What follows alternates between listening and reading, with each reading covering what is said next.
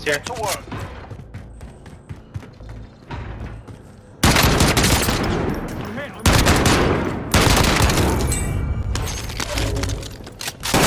Oh, I'm in! Aloha and welcome to my channel. Episode 28, should you bait your teammate? First off, what is baiting your teammate?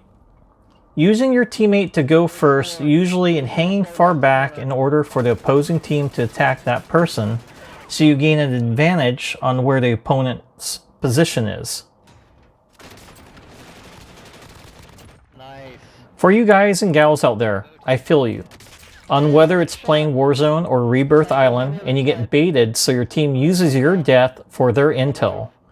You can usually sense this feeling as well since they didn't step in to help you, but watch and joyfully glee as you get pounded with bullets or maybe an RPG or two to the face, while you hear them in your comms giggling or snickering. Also, did they hang back behind you and not stay close to you when you were chosen to be the squad leader or the point person? If this was you, then welcome to the wonderful world of baiting your teammate. Now, I know some people don't have a problem with this, but I know I wouldn't like it if I played with a team that baited me. I would end up finding someone else that's a team player and doesn't need to bait someone in order to get those kills or wins. So let's discuss on what types of people to be wary of when playing Warzone or Rebirth Island that like using this tactic. Number 1, the coward. These people tend to flee from gunfights when it's not in their favor to win. They don't like to push and they don't like to res you since that puts their life in danger. They like to hang back and see whether or not you get attacked first. These people tend to bait you a lot. I would seriously consider talking to this individual, especially if you're friends with them. There is still hope for this individual since they need some courage to get them by. Number 2, the Opportunist. These people are really something. They tend to be good players but usually calculate on how they use the team for their own gain. The Opportunist likes to bait the team in order to gain intel on the other opponents. They usually come in and finish off the opponent that you just broke their armor, or they are on the ground wounded and need to be revived. The Opportunist will heal one member, usually, of the team at the most, and let that person revive the other members because he or she doesn't want to be third-partied.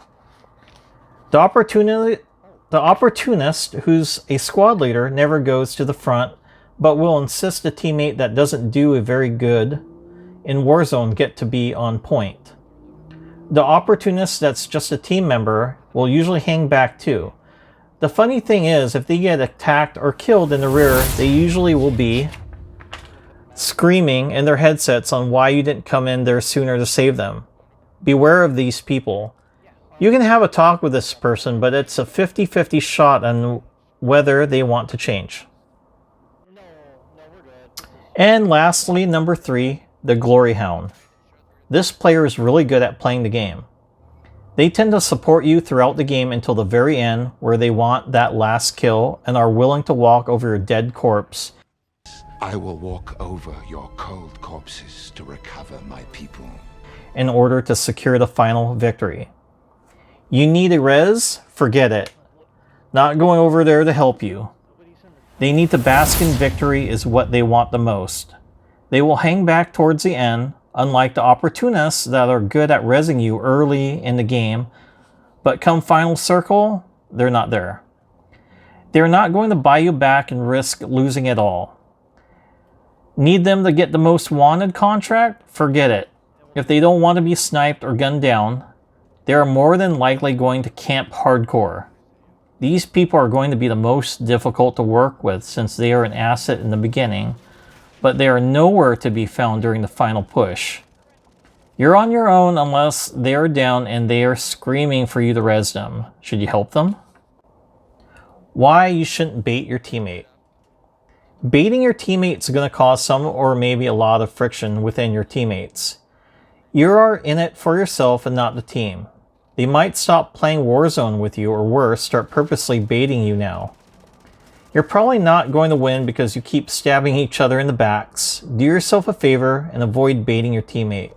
Would you want that done to you? Okay, here's the crazy part. Why you should bait your teammate. There is only one way this is acceptable. It's acceptable if both parties agree to do this. Not telling your teammate is really not a cool move. This could help you secure that win, especially if your teammate has a pistol and you have the rifle and it's down to you and 2 versus 1 opponent left. This will help get you the intel to secure that win, but remember, this has to be a mutual agreement. So in conclusion, I hope you gained something from this, and it's okay if you disagree with me on this. I'm very fortunate I have a good group of friends and family who do not believe in baiting a teammate. I know towards the end it looks like Brandon baited me, but as you can see, he was covering our 6 while I was looking to the right. Because that's where I thought the other team went. Brandon was able to secure that win finally. Brandon, your army's strong, or maybe you are an army of one. Way to go, brother, on that win finally. Inside information to you all watching. Brandon has been waiting to get that last kill or kills on the game. Heck, our Air Force guy beat him to the punch. Well, this is Mike Seabee from the gaming headquarters signing out. Take care.